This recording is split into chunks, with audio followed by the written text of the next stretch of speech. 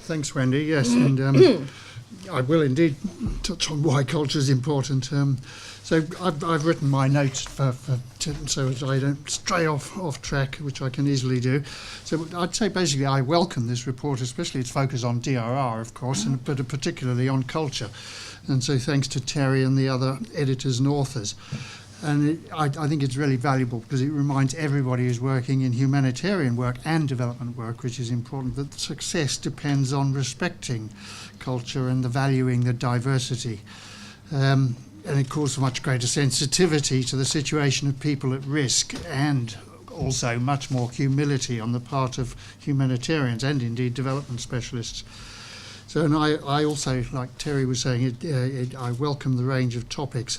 Health, the built environment, which is where I started my development career, and especially those questionings of sort of bland assumptions and assertions about what is community, and the importance of genuine participation.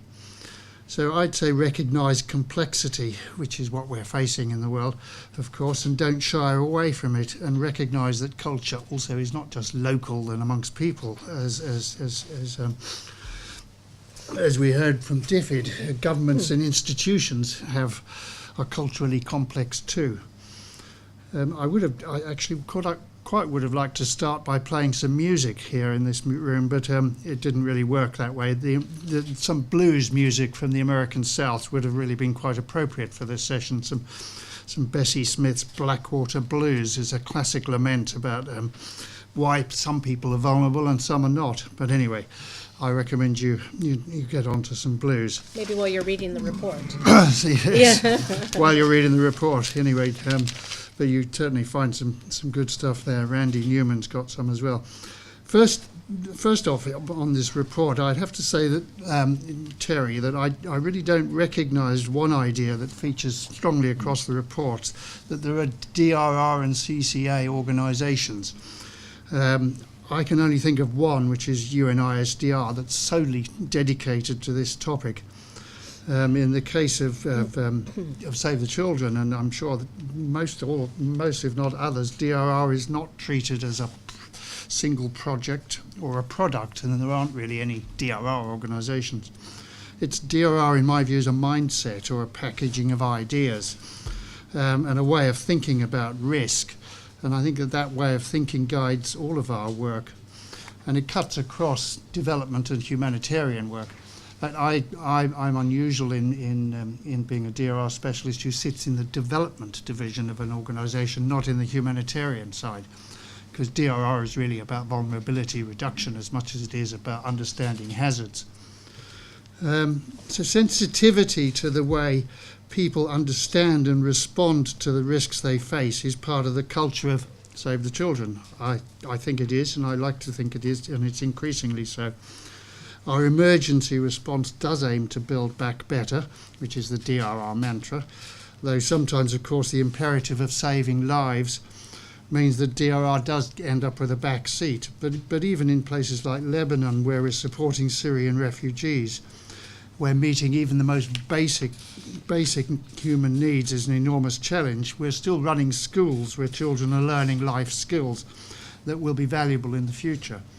So that's a sort of build back better approach, even in a very difficult circumstance. And then in development work, we're trying, for example, to cut really shocking levels of malnutrition on young children in Bangladesh. But the program we've designed there has to respond to the risks associated with climate change as well.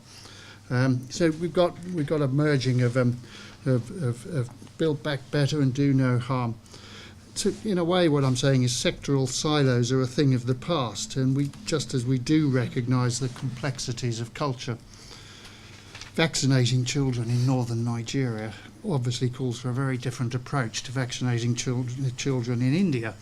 The religious and situations to do with Boko Haram and so on are quite significant in northern Nigeria. But anyway, it's always good to remind ourselves of that. The report certainly makes the point that culture is very important, and absolutely we agree. And it also, as Terry said, it recognises that culture is dynamic and can be changed. And so working in Save the Children is a great privilege, not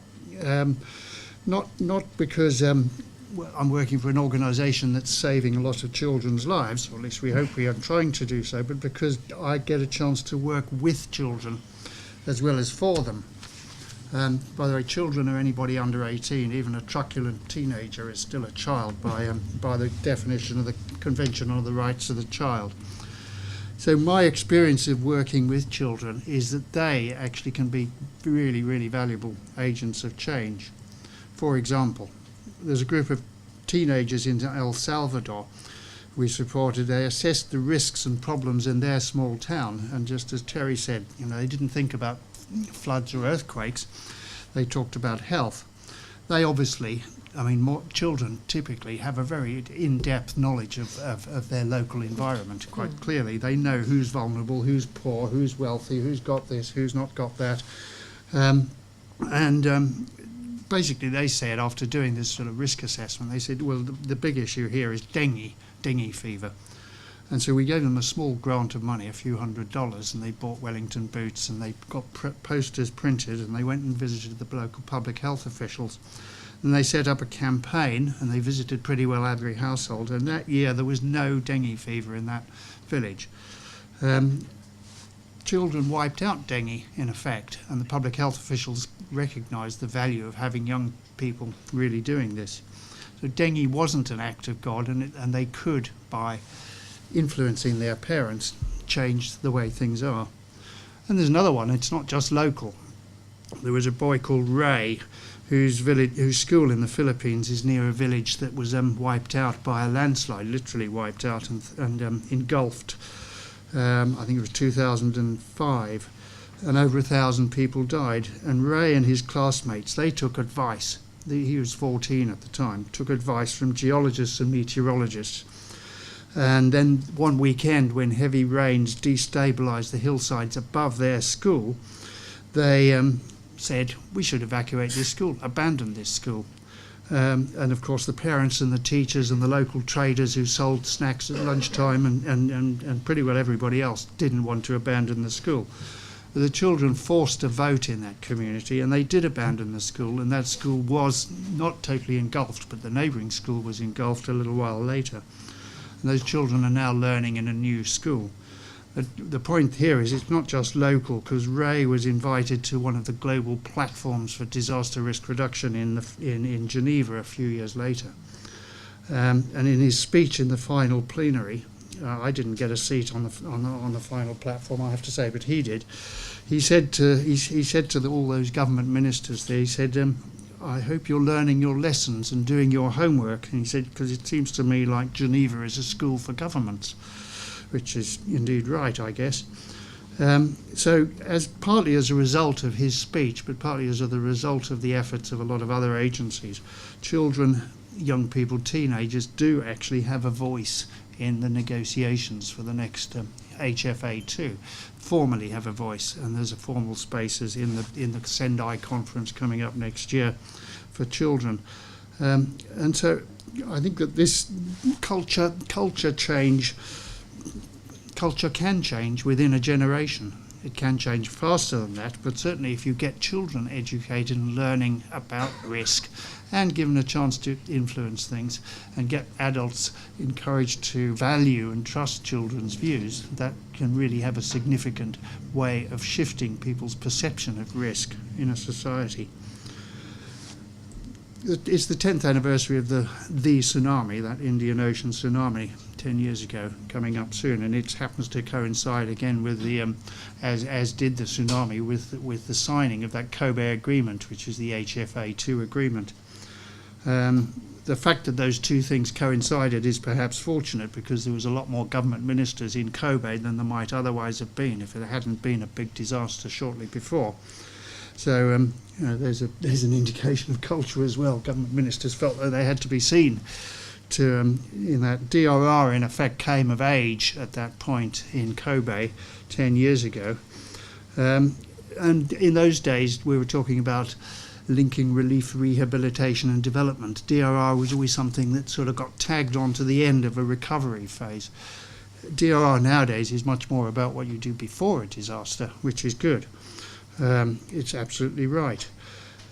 and it's about seamlessly working across humanitarian and development, and that's what the resilience agenda is about. It's about really understanding how people perceive risk, and what you can do in your development work to reduce risk, and what you can do in your disasters work and humanitarian work to minimise risk in the future.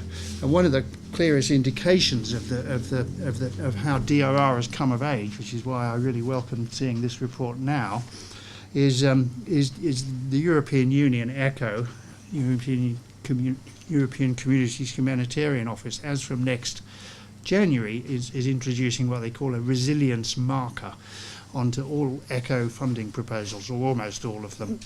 And that means that everybody's going to have to think about resilience. And one of the criteria that you have to think about, and it says it here on the guidelines for this resilience marker, says in analysing potential hazards, risks and threats, you're expected to include an analysis that takes the risk perceptions of affected communities into account.